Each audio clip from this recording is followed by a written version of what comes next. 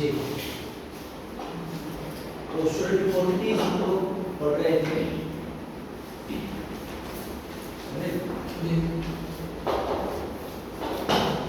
तो postural deformity में हमने स्पाइनल कर्वेचर को पढ़ा था, ठीक है। स्पाइनल कर्वेचर में किसी को समस्या है?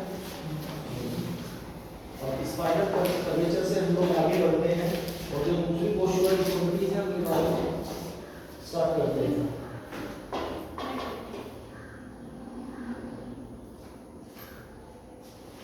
नेक्स्ट है आपका नॉक नीज।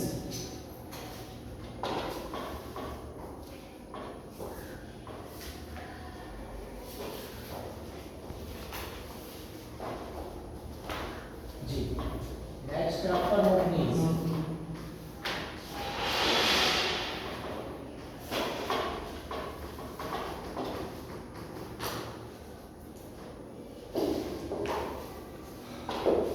नॉक नीज, नॉक नीज में क्या है, जब आपके घुटने आपस में टकराते हैं, ये घुटने आपके आपस में टकराते हैं उसको नॉक नीज बोलते हैं, उसको नॉक नीज बोलते हैं।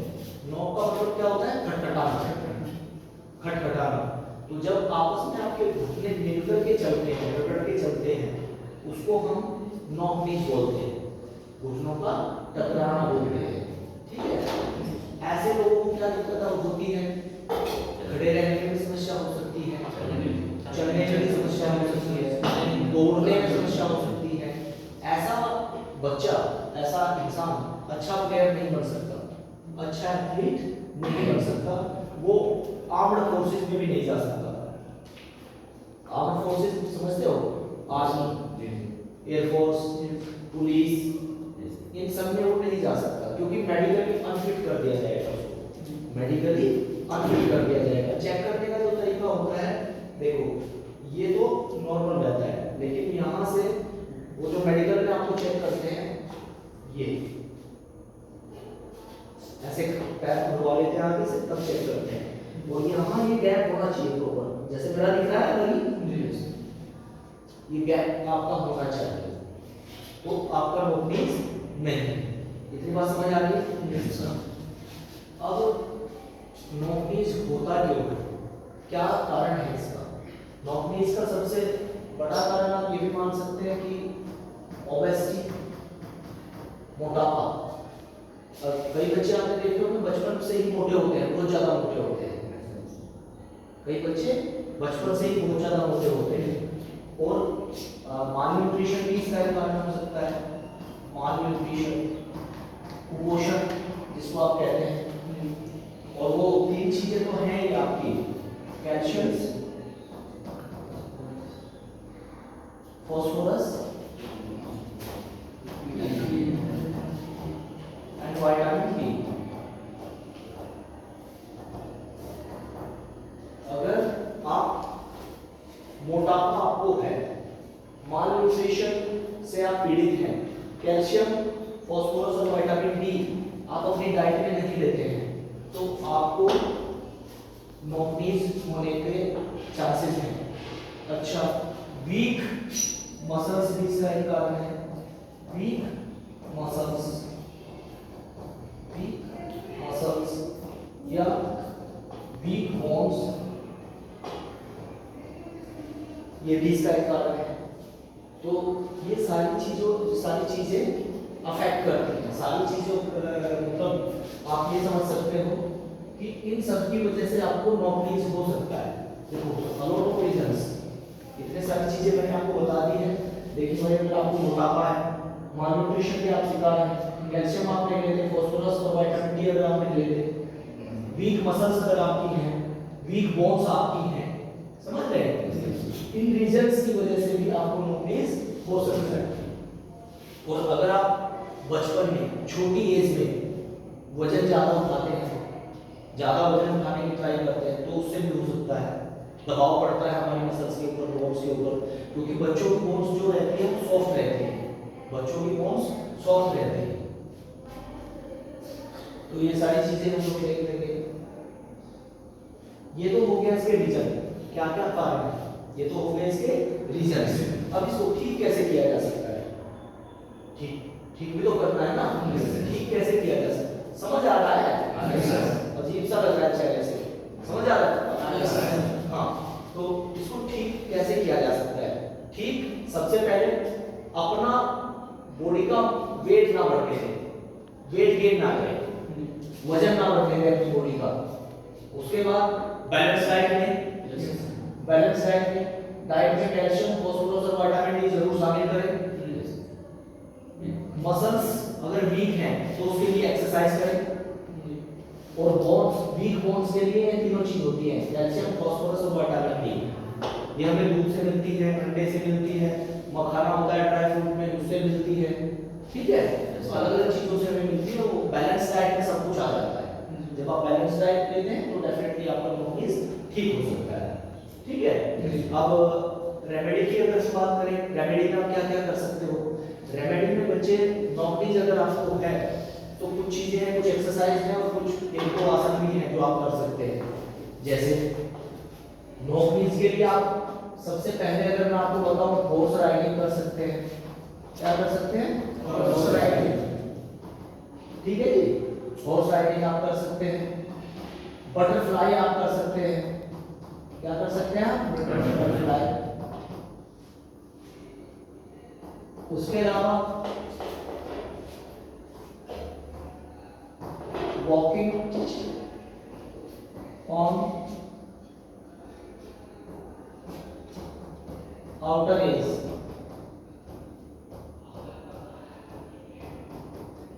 और फुट। उसके अलावा walking on toes.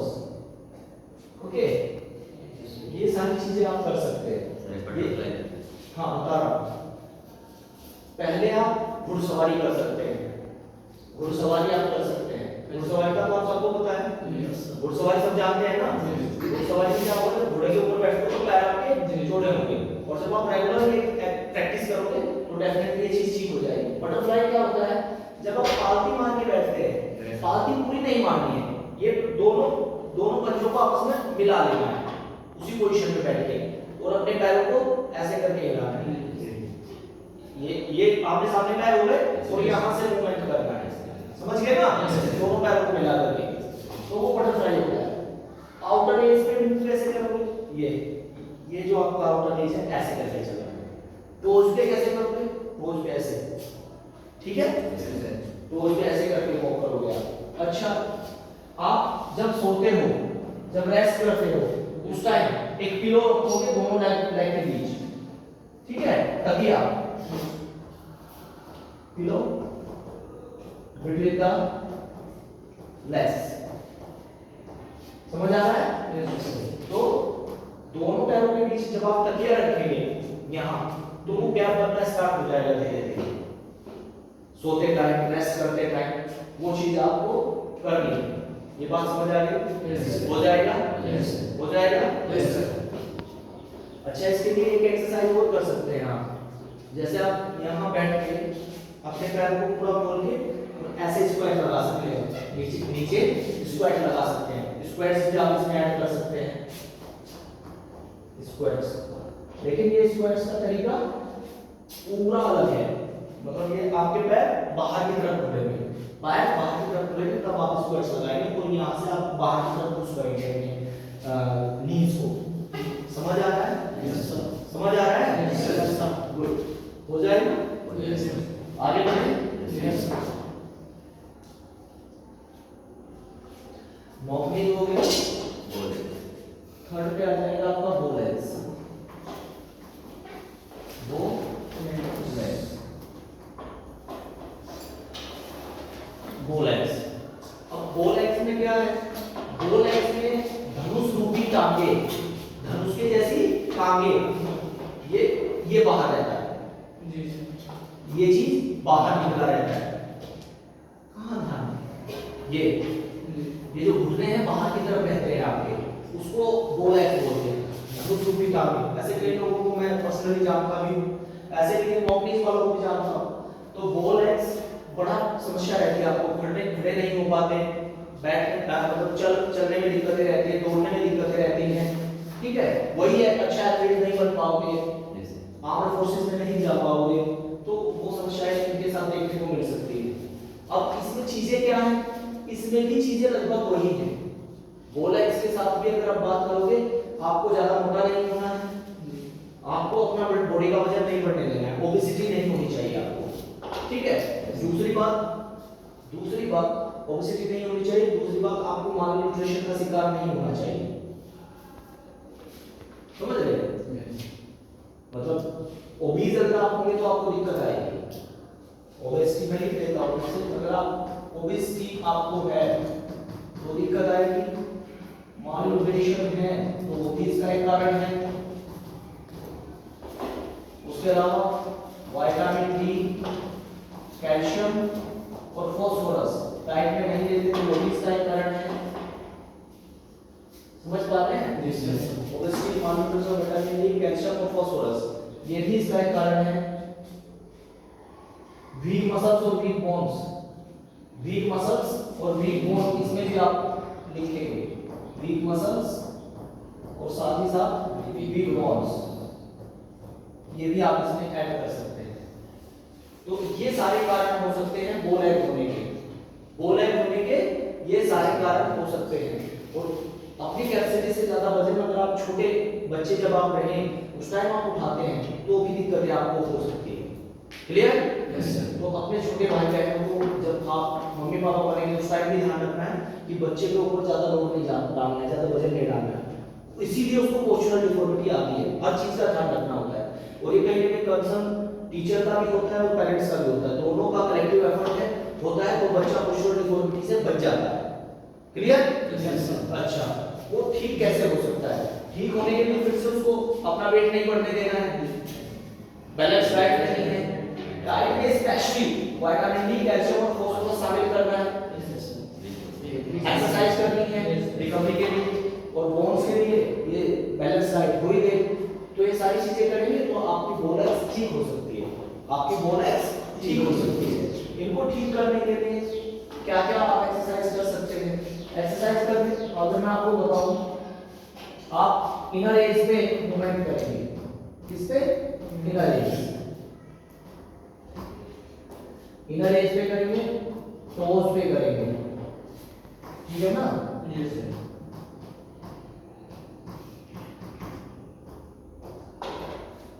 Inner as पे आप मूवमेंट करेंगे, ये मूवमेंट और टोज वाला मूवमेंट, ये दोनों मूवमेंट आप लोग परफॉर्म करेंगे, ठीक है? और इसके लिए गोमुखासन भी आप परफॉर्म करेंगे। क्या करेंगे? गोमुखासन, गोमुखासन, गोमुखासन आप इस चीज के लिए परफॉर्म करेंगे। इसमें होता क्या है, ये पैर आपका क्लोज जाता है पीछे और ये वाला पैर इस थाई के ऊपर से ऐसे जाता है, ठीक है? ये वाला हाथ इधर जाता है और ये वाला हाथ इधर आता है, इसको टो को टच करते हो आप बैठे हुए, ठीक है? उससे क्या होता है कि आपकी मसल्स स्ट्रेच होती है, ये मसल्स स्ट्रेच होके तो ताकत मिलती है, जब ताकत मिलेगी तो डेफिनेटली ये क्या होगा, इनमें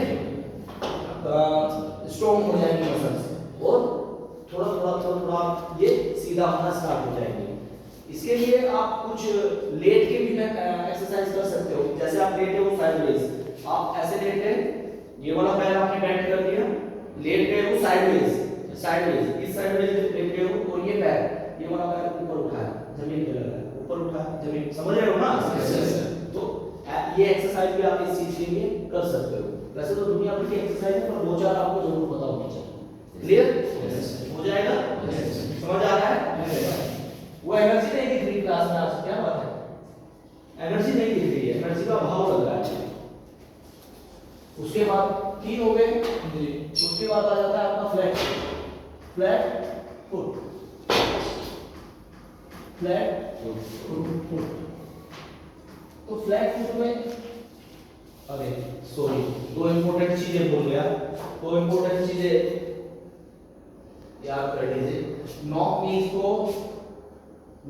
को गैनो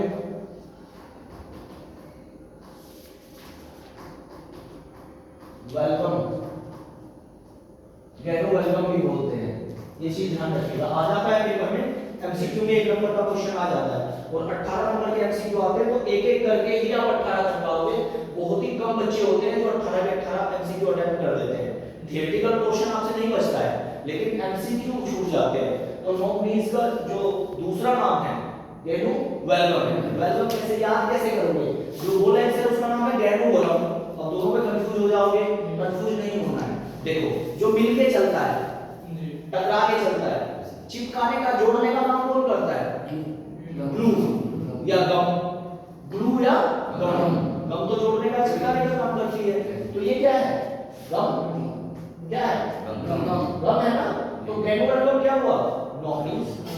भाई रिलेट करो ना, रिलेटेबल करेंगे, रिलेट करके पढ़ेंगे, रिलेटेबल चीजें देखेंगे तो ही याद रख पाओगे। रट्टाफिकेशन से हर चीज याद नहीं रख पाओगे, ये चीजें निमोनी से ही याद होती हैं।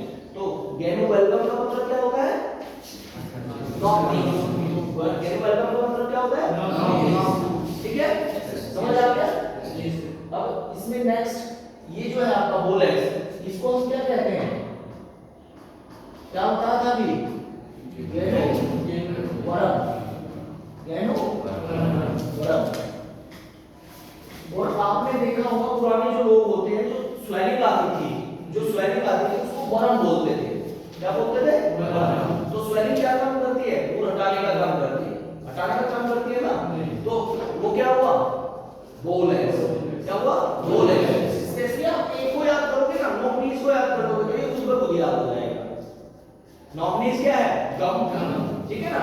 गैनू वेलकम वो याद रखना, ये खुद ब खुद आप लगा दोगे, बस इसका नाम पढ़ लेना। ठीक है, कर लेंगे। फ्लैट फुट पीस प्लेनेस कहलाते हैं। क्या कहलाते हैं? पीस प्लेनेस, ये इनका नाम है, पीस प्लेनेस। पीपी एफ पीपी, ये याद रहेगा, एफ पीपी। तो फ्लैट फुट को इस नाम से जाना जाता है। अब फ्लैट फुट की बात करोगे, तो इसमें भी सबसे पहले देखो कॉमन चीजें हैं इसमें सारी। कॉमन चीजें क्या है? जैसे मैंने आपको बताया मॉल न्यूट्रिशन है इसका कारण। क्यों होता है फ्लैट फुट? आपको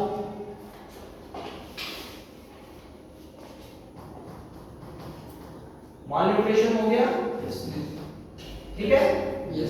विटामिन डी नहीं ले रहे हैं आप, कैल्शियम नहीं ले रहे हैं आप, फास्फोरस नहीं ले रहे हैं आप, हैं?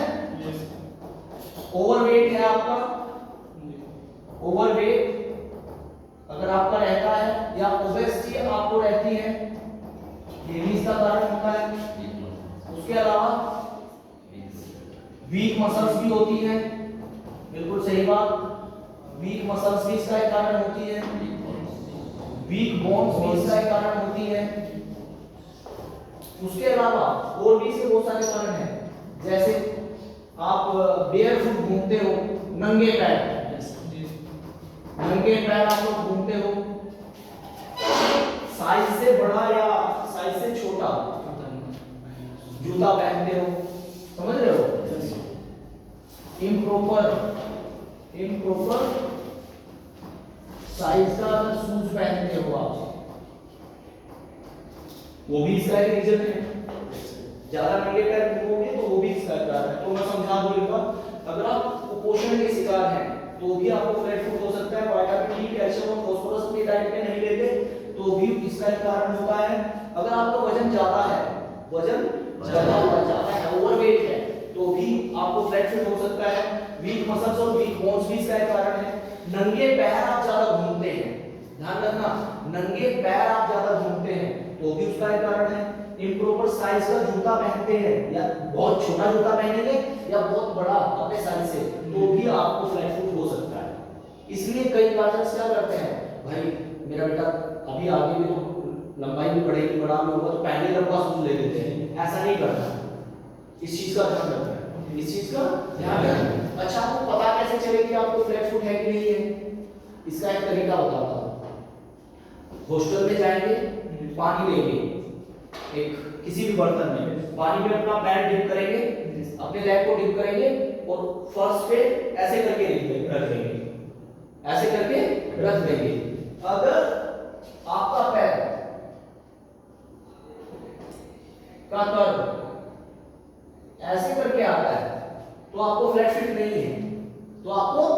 फिट नहीं है। और अगर आपका कर्व, ये कर्व अब्सेंट रहता है, इसका, इस कर्व का अब्सेंस रहता है, तो आपको फ्लैट फुट है, तो आपको फ्लैट फुट है। समझ आई बात? पानी में डिप करके ऐसे रख देंगे तो आपको पता चल जाएगा। दूसरा एक और चीज हो सकती है, रेत ले लीजिए, रेत, बालू, सैंड, रेत पे पैर रखिए, वहां आपका आर्क आता है तो आपको फ्लैट फुट नहीं है, आर्क नहीं आता है तो आपको फ्लैट फुट है। ये चीजें समझ आ गई? Yes sir. समझ आ गई? रेक्टिफाई कैसे करोगे, वेरीफाई कैसे करोगे, समझ आ गया? चलो क्या भाई, पानी में डुबाओगे, पानी में डुबाने के बाद फर्श पे रखना है। फर्श पे अगर आर्क आता है ये वाला तो फ्लैट फुट नहीं है, और ये आर्क अगर एब्सेंस रहता है, ये आता है तो आपको फ्लैट फुट है, तो आपको फ्लैट फुट है डेफिनेटली। क्लियर? Yes sir. समझ आ रहा है? हाँ, वो भी बताऊंगा। एक्चुअल में अब इसके नुकसान क्या है, हमें खड़े रहने में प्रॉब्लम हो सकती है, चलने में, दौड़ने में, वॉकिंग में, ज्यादा देर दौड़ नहीं पाएंगे, ज्यादा देर वॉक नहीं कर पाएंगे। इसीलिए आर्मी और आर्म्ड फोर्सेस और पुलिस मना कर देती है ऐसे कैंडिडेट को लेने से कि आप लोगों की जरूरत नहीं है। एनडीए में जाओगे वो भी मना कर देंगे। तो जितनी भी आर्म्ड फोर्सेस है या पुलिस है इंडिया के अंदर, वो सब आपको डिनाई कर देंगे कि आपकी जरूरत हमें नहीं है, क्योंकि ना तो आप ठीक से खड़े हो पाओगे, ना चल पाओगे, ना दौड़ पाओगे, तो वहां तो फिजिकल फिटनेस की बहुत ज्यादा जरूरत है भाई, है कि नहीं? तो इस अभाव में आपको वहां जॉब नहीं मिल सकती, वो देश से सेवा का मौका आपको नहीं मिलेगा। ये चीज हो गई।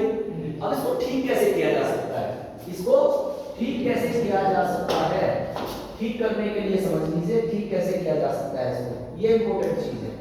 ठीक करने के लिए पहले तो डाइट पे आ जाइए, आपको बैलेंस डाइट लेनी पड़ेगी। You should have take the balance diet, vitamin D, calcium और फास्फोरस उसमें होना चाहिए कुछ मात्रा में। आप ओवरवेट नहीं होने देंगे अपना, एक्सरसाइज करेंगे चाहे जैसे भी करेंगे, आप ओवरवेट नहीं होने देंगे। वीक मसल्स और वीक बोन इसका कारण होती है, ये एक्सरसाइज करने से और डाइट अच्छी लेने से ठीक हो जाएगा। नंगे पैर नहीं घूमना है, नंगे पैर नहीं घूमना है। इम्प्रॉपर साइज का, छोटे या बड़े साइज का जूता नहीं पहनना है, ठीक है? अच्छा, ये चीजें हो गई। अब इसका समाधान और क्या है, एक्सरसाइज में क्या है? एक्सरसाइज में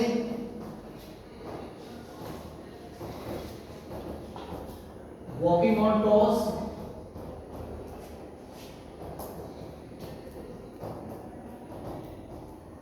वॉकिंग ऑन सैंड, टोज पे चलना, सैंड पे चलना, रेत, बालू पे चलना। उसके अलावा प्रॉपर साइज का जूता पहनना, प्रॉपर साइज का जूता पहनना। उसके अलावा बेयर फुट ना रहना, नंगे पैर ना रहना, नंगे पैर ना रहना, बेयर फुट आपको नहीं रहना, नंगे पैर नहीं रहना, तो आपका फ्लैट फुट ठीक हो सकता है, आपका फ्लैट फुट ठीक हो सकता है। समझ रहे हैं? समझ आ गई चीजें? क्लियर है? कोई डाउट है इसमें? क्या होता है? वॉकिंग ऑन टोज,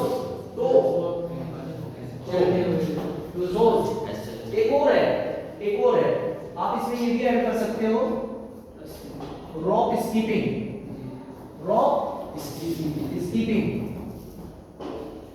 स्कीपिंग समझते हैं? रस्सा कूदना, है ना? रस्सा कूदना, वो बोलते हैं रॉक स्कीपिंग। ये भी इसकी एक बेस्ट एक्सरसाइज है। तो आपके आसपास जिसको भी है, मैं आपको स्टार्टिंग में भी बोला था कि फिजिकल एजुकेशन पढ़ोगे तो आधे डॉक्टर बन जाओगे, आधे डॉक्टर तो बन ही जाओगे डेफिनेटली। अगर ध्यान से पढ़ोगे तो आधे डॉक्टर बन जाओगे, अपना इलाज खुद करने लगोगे। कुछ जो लाइफस्टाइल रिलेटेड डिजीज हैं, पोस्चरल डिफॉर्मिटीज हैं, उनको खुद से ठीक कर सकते हो, उनको खुद से ठीक कर सकते हो, उतने कैपेबल हो जाओगे। आगे बढ़े। 18 से लेकर 25 तक, मतलब किसी व्यक्ति का भी वजन कितना होना चाहिए? वो बीएमआई के ऊपर डिपेंड करेगा आपका बीएमआई कितना है। एक्चुअल में जैसे मैं 11th में मैंने आपको पढ़ाया होगा मुझे मैंने कि BMI body weight upon height square उससे निकल जाता है बीएमआई। और एवरेज बीएमआई माना जाता है 18 से 24.9। अगर बीएमआई इस बीच में है तो आपका बॉडी वेट ठीक है, कम है तो वेट बढ़ाना है, ज्यादा है तो वेट घटाना है। कैसे निकालोगे? आपका बॉडी वेट किलोग्राम में आएगा, आपकी हाइट मीटर स्क्वायर में आएगी, तो उससे कैलकुलेट करके जो आएगा वो 18 से 24.9 के बीच में अगर आता है तो आप ठीक है, ओवरवेट नहीं है, ठीक है, समझ रहे हैं? तो ऐसे पता चलता है बीएमआई निकालने से। आगे बढ़ते हैं, लास्ट वन रहता है वो पांचवा खत्म कर लेते हैं। फिफ्थ है ये आपका राउंड शोल्डर। राउंड शोल्डर, अच्छा राउंड शोल्डर्स क्या है? झुके हुए कंधे, ये झुके हुए कंधे को राउंड शोल्डर्स कहते हैं, राउंड शोल्डर्स कहते हैं। अच्छा ऐसे ही बता दे रहा हूं, मालन्यूट्रिशन इसका कारण है, मालन्यूट्रिशन इसका कारण है, कैल्शियम विटामिन डी और फास्फोरस नहीं लेते तो वो भी इसका कारण है। टाइट फिटिंग क्लोथ्स पहनना, बॉडी फिटिंग क्लोथ्स पहनना उसका एक कारण है। कई बच्चे ऐसे करके कपड़े पहनते हैं, ऐसे करके बिल्कुल ऐसे टाइट, है ना, उसको बॉडी फिटिंग क्लोथ या टाइट फिटिंग क्लोथ्स बोलते हैं। वो आदत होती है जिसमें उनके राउंड शोल्डर हो जाते हैं इसके बाद। शाइनेस, शर्माना, गर्ल्स जब शर्माती है, शर्माते टाइम ज्यादातर यूज होती है, तो उसकी वजह से ये हो सकता है आपको। इम्प्रॉपर सीटिंग की वजह से ये हो सकता है आपको, अगर आप कमर झुका के बैठते हैं उसकी वजह से भी आपको ये हो सकता है। कमर झुका के चलते हैं उसकी वजह से भी आपको ये हो सकता है, सामना करना पड़ सकता है इस चीज का। अब इसको ठीक कैसे किया जाए? ठीक करने के लिए वही सारी चीजें, बैलेंस डाइट लेंगे, कैल्शियम विटामिन डी और फास्फोरस की डाइट लेंगे, ठीक है ना। बॉडी फिटिंग क्लोथ्स या टाइट फिटिंग क्लोथ्स नहीं पहनेंगे। बैठते टाइम, खड़े होते टाइम अपनी पोस्चर का ध्यान रखेंगे, सीधे खड़े होंगे, झुके खड़े नहीं होंगे, झुके नहीं बैठेंगे, झुके नहीं चलेंगे, उन चीजों का ध्यान रखना है।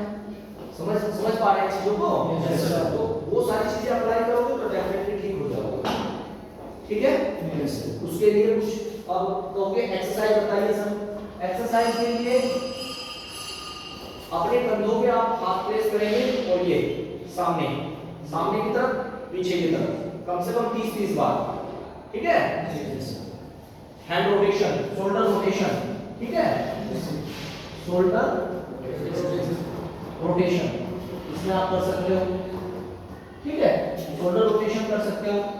Back stretching, back